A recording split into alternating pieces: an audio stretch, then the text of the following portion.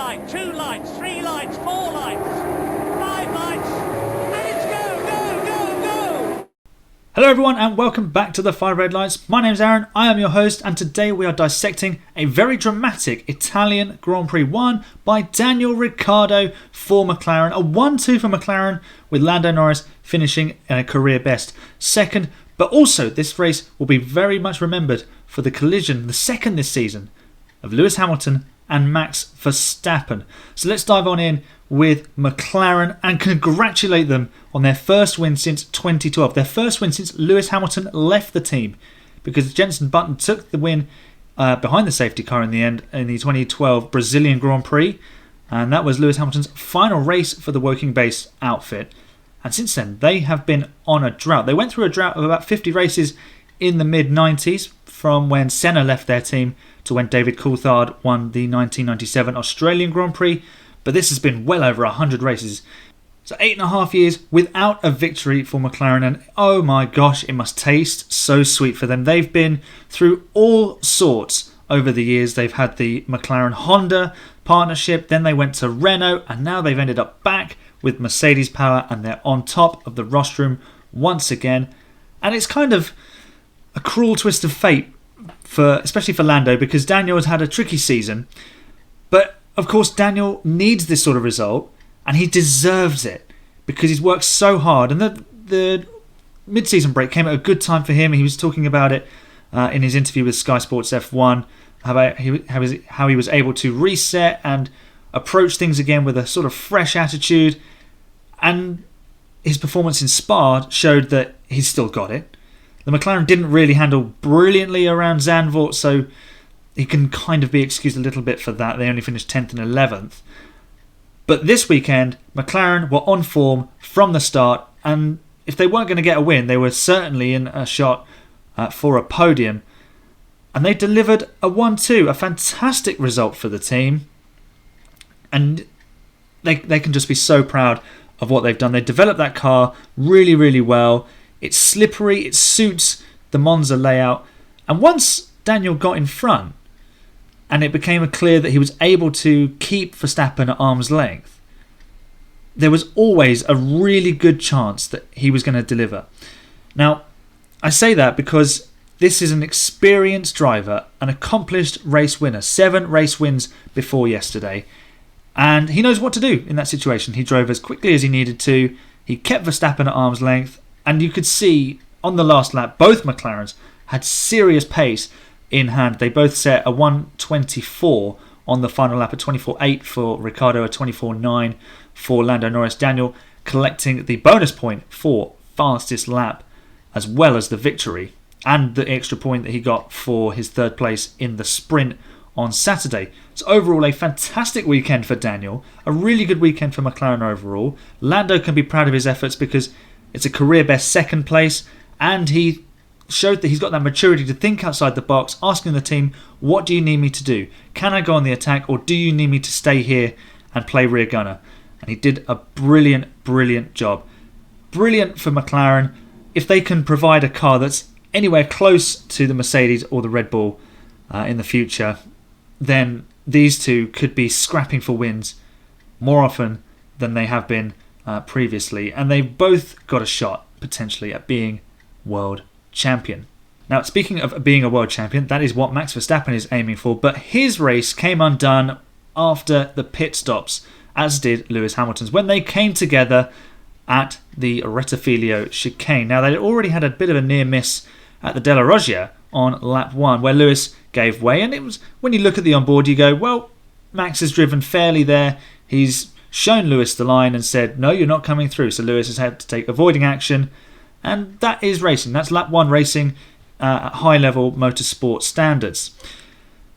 For me, the responsibility generally lies with the car trying to make the overtake, so the aggressor. Unless you're coming up behind someone who's going to defend late or move in the braking zones. There's a guy in F1 who drives a white car and he defends really late. I don't know.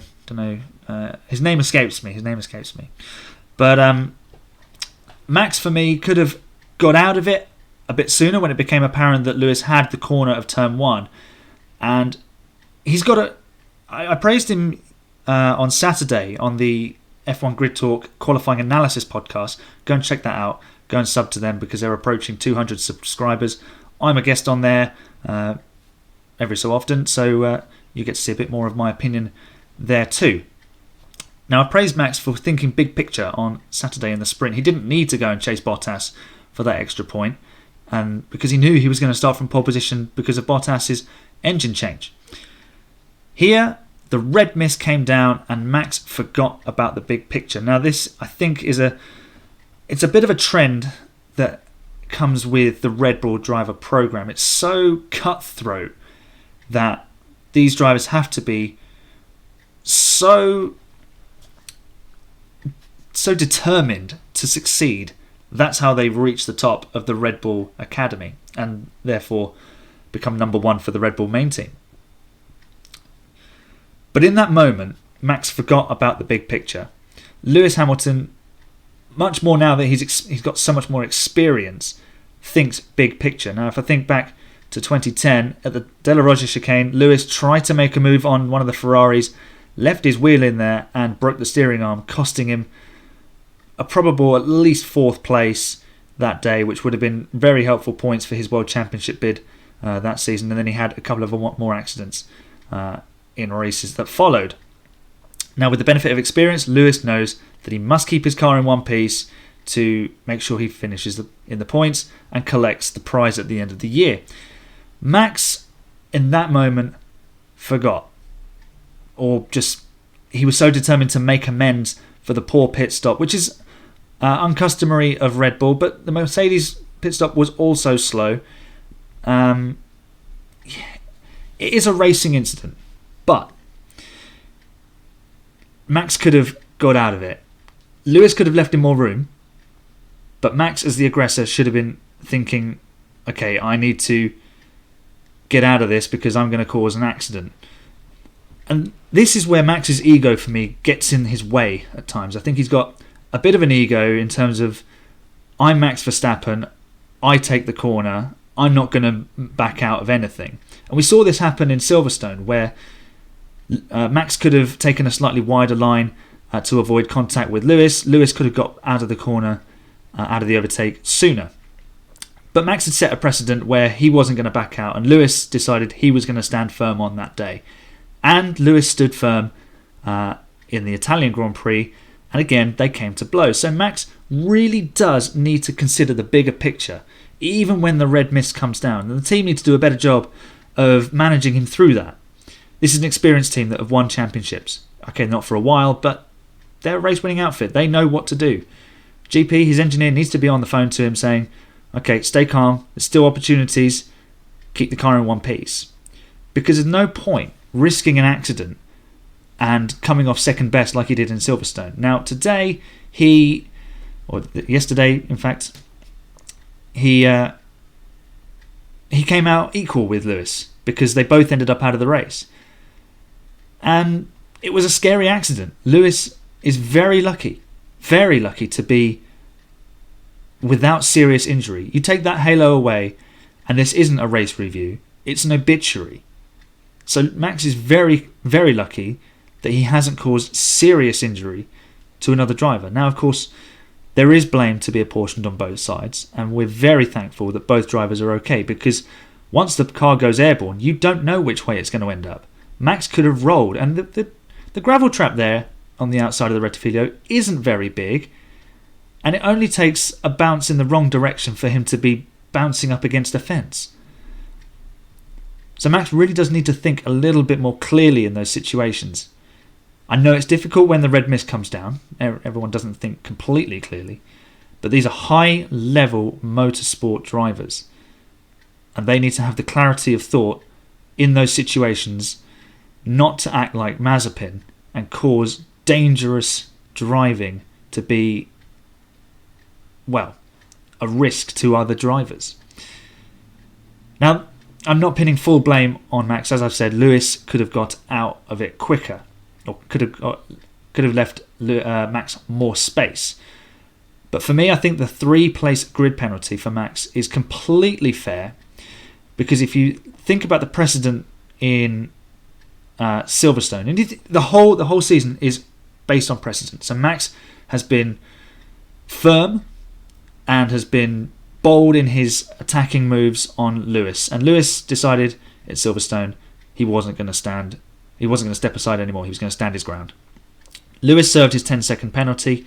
Max now has to serve a 3-place grid drop. So if you think he's going to qualify on pole, he'll start 4th.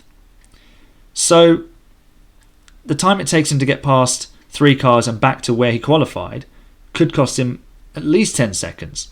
And we know how quick Bottas is around Sochi.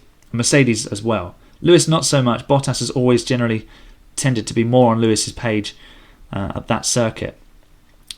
So this might work out slightly worse for Max, but this is what I'm saying. You've got to think big picture. You cannot afford to take a needless grid penalty, especially when you've got to take one for your engine. So if he qualifies 3rd or 4th, he's starting 6th or 7th. And the McLaren has already shown at Monza it's tricky to overtake on a straight. It's slippery. So the DRS is more powerful at Sochi, but Max could be losing a lot of points, even though it looks like he's gained 2 points on Lewis this weekend. And this is what I'm saying. You've got to think big picture. And that is what has cost Max Verstappen points this weekend, and Lewis Hamilton, of course. But overall, just let's be grateful that both drivers have walked away from that accident with nothing but a few sore bits of their body, and nothing at the moment major, and no major repercussions. So there's my thoughts on the big talking point from the race this weekend. Let's get into the driver ratings, and we're going to start with the race winners, McLaren and Daniel Ricciardo. Can only possibly give him 5 stars because he drove exemplary. He did brilliantly compared to his recent form. He did brilliantly in qualifying to get P5. Nailed the start, got himself up to P3 and hung on to it, jumping ahead of Lewis and Lando at the start. And again, thought big picture, didn't go for the lunge on Max into turn 1 in the sprint. Come race day on the Sunday, starting on the front row after Bottas's demotion to the back for his engine change, he got the start, he won the start. That's all you need to do at Monza. Win the start and then win the race from there if you've got the car to do it. And Daniel did have the car to do it. He drove perfectly. He didn't put a foot wrong. Even after the pit stops, he would have had a healthy advantage over the 3 chasing him. And they would have still had to try and overtake him. Much more confident performance for Daniel this weekend. So fully deserving of 5 stars because he's bagged McLaren's first win in 8.5 years. As for his teammate Lando Norris, 4.5 stars.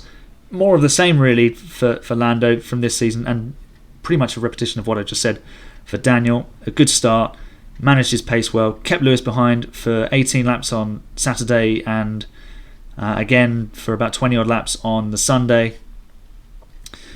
The only thing he didn't do was win the race. So 4.5 stars for Lando, but it could quite easily have been 5 had he won the race. So a brilliant performance from the McLaren boys. Let's move to the Constructors' Championship leaders, Mercedes. They actually extended their advantage on Red Bull this weekend because Bottas won the sprint, and then he jumped ahead of Perez because Sergio picked up a 5-second time penalty in the race to bag 3rd place. So for Lewis, 2.5 stars. Not his best weekend. You'd think he should have been on pole position, and then, well, I say he should have qualified fastest, but he didn't. Okay, Bottas had the fresher engine, but Lewis had the tow, so make of that what you will. Then he made a poor start on Saturday in the sprint, dropped down to 5th. It was actually 6th place because Gasly was ahead of him at the point where he broke his front wing and then ran off the side of the road at Curva Grande. So it could have been a lot worse for Lewis, actually. If Gasly hadn't picked up the damage, he could have been stuck behind an AlphaTauri, and that would have been a real headache for him.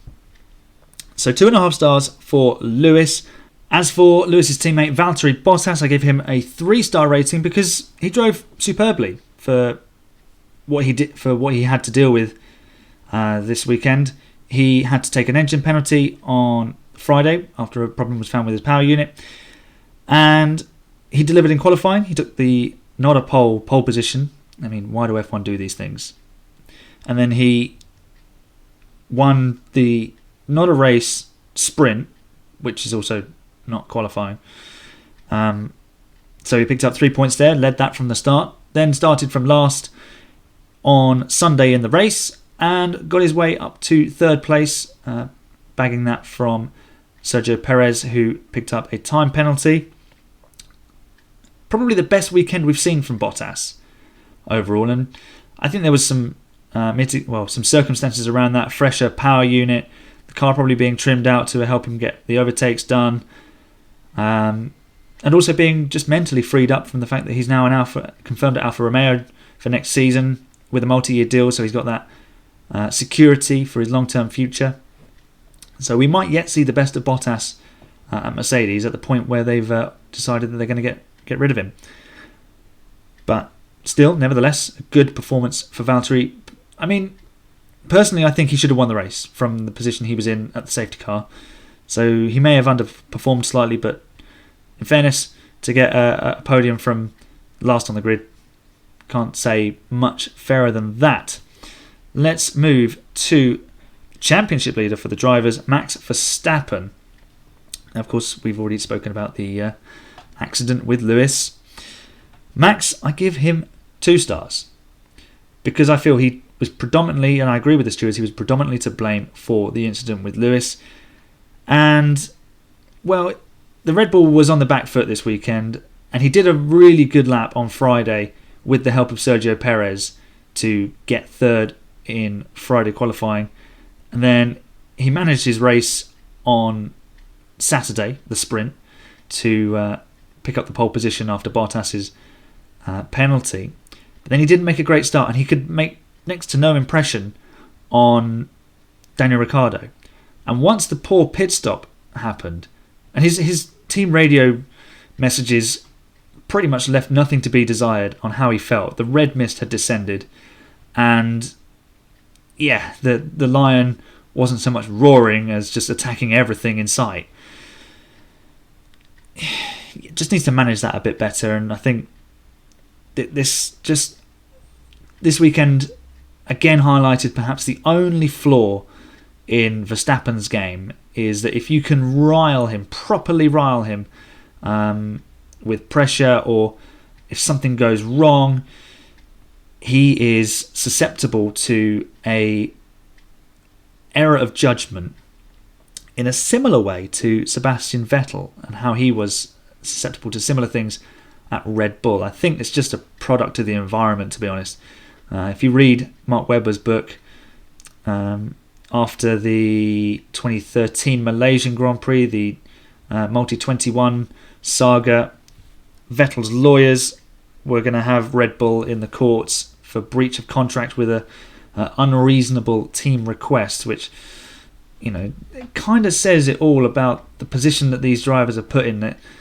That Red Bull don't leave themselves much room to stand on, to be honest. I mean, obviously that's a different story. And Max, I don't know if he has those sort of clauses in his contract or if he'd go to lawyers with it, but who knows? It just is seemingly a product of the environment.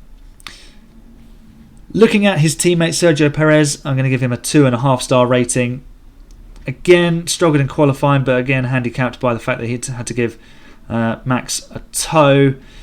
Did well in the race, got himself up as high as 3rd, but in the sprint he overtook Stroll and then was told to give the place back, but he waited far too long, and then Red Bull were querying I don't know what over the team radio to Michael Masi. I mean, it's fairly obvious your driver cut the corner and took the place, just give it back straight away. Just blend out of the throttle into the first Lesmo. It's really very easy. And then again, in the race, he just cut the corner, passing Charles Leclerc, and just plain refused to give it back. So they picked up the time penalty, which, Red Bull, come on. It's so obvious. It's just, the 2008 Belgian Grand Prix set the tone for this. Lewis Hamilton lost the race win because apparently he didn't give back enough of an advantage to Kimi Raikkonen. So it's pretty slam dunk. If you cut the corner and keep the position, then and gain the position by doing that, you're going to have to serve a penalty, or you simply have to give it back immediately. It's not difficult. Red Bull just seem to be tripping over themselves a little bit here. They seem to be costing themselves some Constructors' Championship points, because Sergio could have got past Leclerc the next lap pretty easily, and then he could have been after the two McLarens again. But again, he didn't make much impression on them even when he didn't give the place back. So yeah, and he got a bit lucky with Bottas overshooting the chicane to recollect third place, which became fifth at the flag after his penalty. So 2.5 stars for Sergio.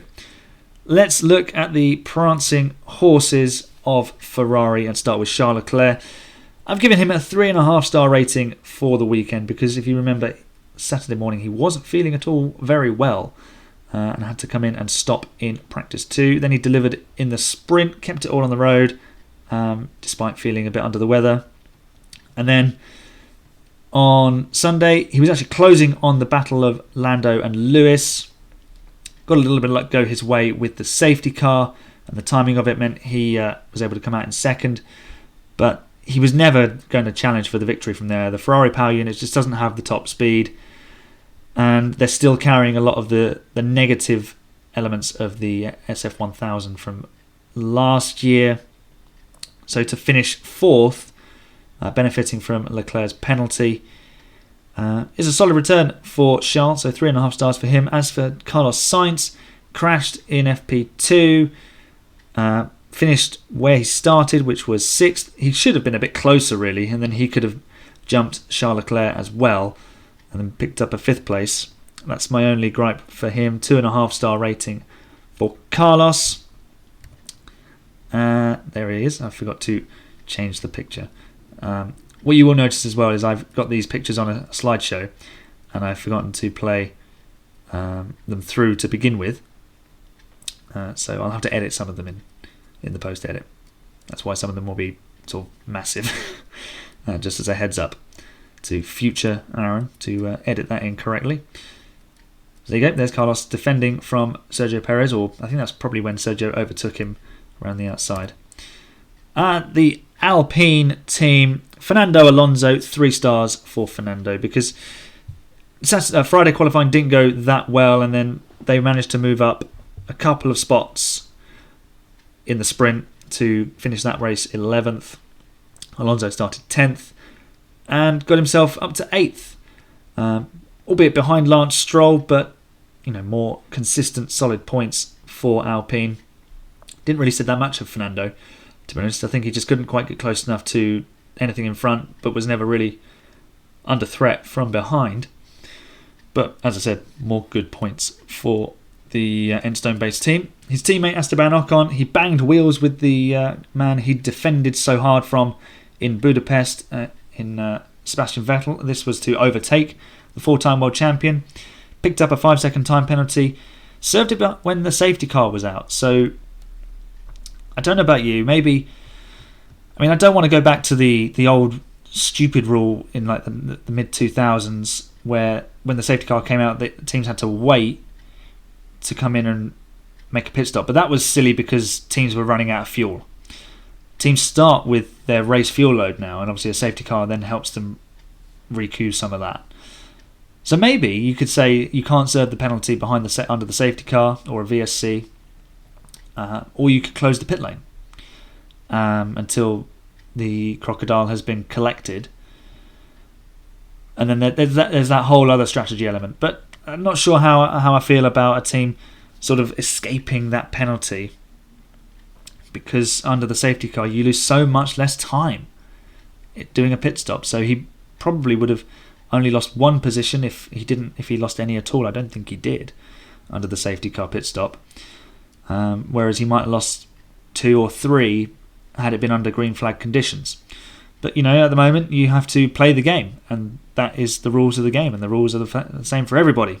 So Alpine did nothing wrong there, and Esteban picked up P10 at the flag, so 1 more extra point, and points make prizes, although they will probably only add up to 5th place for Alpine at the end of the season. AlphaTauri, a poor weekend for them. I've actually forgotten to write them down, but I'm going to give Pierre a 2-star rating because, he qualified on Friday really well, 6th place, looking good. He was actually ahead of Lewis Hamilton, but then he slightly stupidly, and I know it's difficult to see the front wing in these cars, but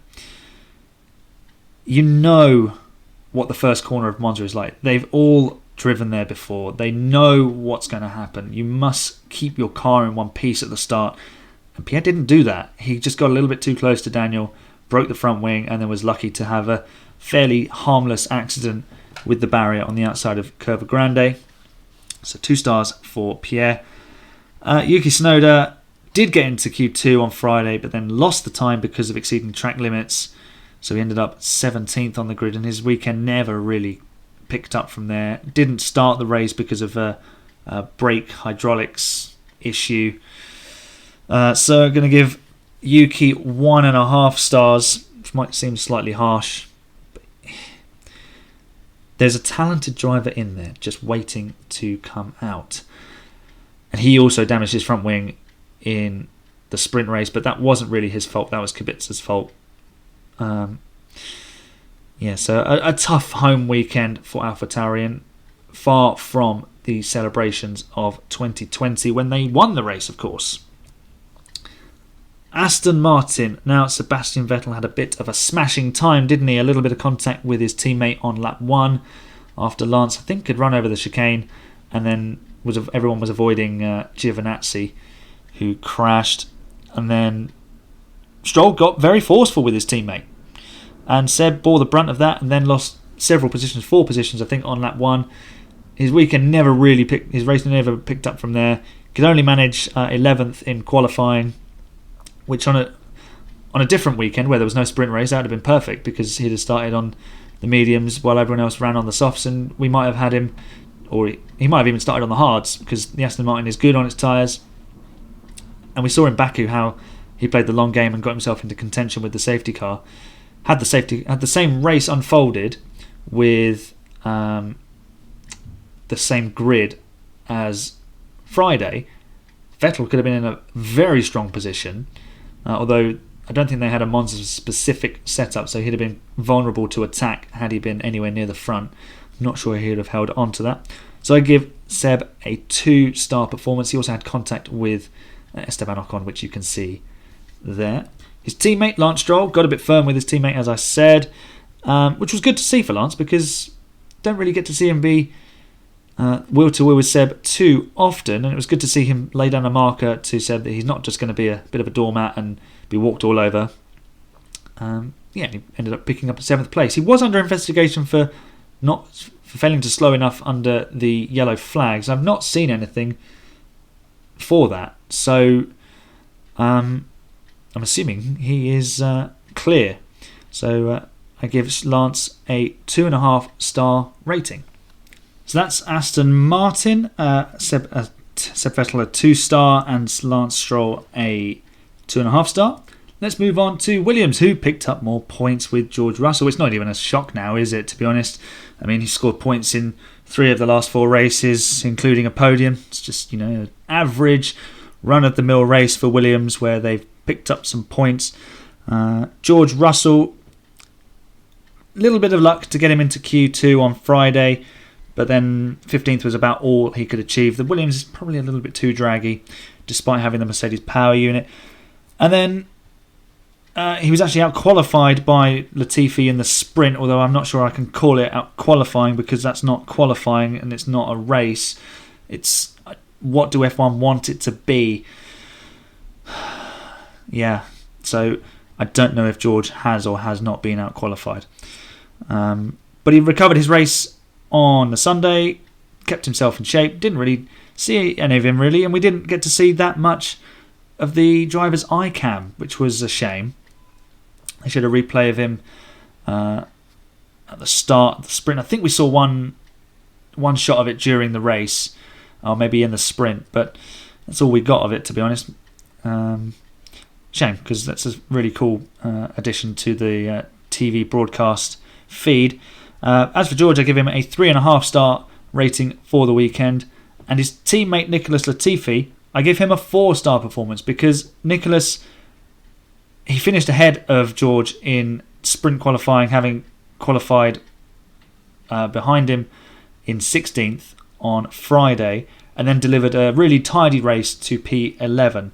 Now, I know he didn't get the points, and I was kind of hopeful that, not to discredit Lance or anything, I was kind of hoping that Stroll would lose the position for 7th, and that Latifi would be rewarded with a point for his race.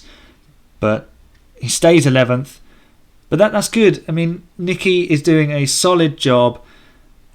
He would be your classic reliable number 2 driver alongside a superstar if Williams were a top team. And I think him and Alex Albon next season are going to be a really solid midfield pairing, because if the car is good for Williams, they will be able to pick up some good points. Expect Albon to be ahead slightly, but Nicky and Alex know each other from their time together at Dams. I think it was Dams in F2, so they should be good to go for next year. And I've been so impressed with Nicholas's development this season. He's been under fire a little bit as one of these pay drivers, but again, he is delivering. And everyone's forgetting about the fact that, Williams are getting an influx of cash from his company, but don't let that fool you. He is a accomplished racing driver. Alfa Romeo, it looked like they were going to have a really good home weekend when Giovinazzi got himself into Q3 for the second week in a row. Then he held on to that position in the sprint, actually starting the race from 7th, and then it all went wrong at the De La Roggia chicane, where he rejoined unsafely, clipped the front right tyre of Carlos Sainz's Ferrari. He actually got ahead of Carlos at the start, so he was running 6th at that point, which would have been brilliant. And I don't know if he'd been able to hold on to it, but the accident where he lost his front wing, he was lucky to even still be in the race at that point, as was Carlos. And then it was just more of the same for him from there. He just had no pace with which to come through the field and collect anything. He just sort of got mired down at the back of the pack. So 2.5 stars for Antonio Giovinazzi, who was again partnered by Robert Kubica, the Polish driver, with another substitute performance for Kimi Räikkönen. Get well soon, Kimi. Hope you're back. You should be back for Russia. Although I'd like to see Robert drive that car again. And he performed really well. He didn't qualify brilliantly, but he's not going to have the Syrian one-lap pace. He's at that point in his career where he is a long game driver, and he drove well. He finished just behind Giovinazzi, kept himself out of trouble. He did have a bit of a spin after contact with Tsunoda in the sprint, but I think that's just a little bit of race rustiness. So overall, I give Robert a 3-star rating. He did nothing wrong, and he brought that car to the finish in one piece. And let's conclude with the slowest team on the grid in Haas. Mick Schumacher, an underwhelming performance, really. I don't think the Haas was suited to the circuit, but then again, what circuit is it suited to? He was biffed off by his teammate. He finished below Mazepin in the sprint, so yeah, not great. Yeah, and he finished last of those that finished in 15th. So Mick gets a 2.5 star rating. Half of that is because he has to put up with teammate Mazepin, though. Talking of everybody's least favourite person in the world, although he's probably level with someone like Donald Trump, to be honest, Nikita Mazepin. I don't think I've given this rating yet, but he's getting 1 star because it was a pretty shocking race for him. He was at the back, just sort of keeping out of the way, and then he crashed into Mick Schumacher at the De La Raja chicane. Bit of a dumb move, to be honest. He was never going to make the pass.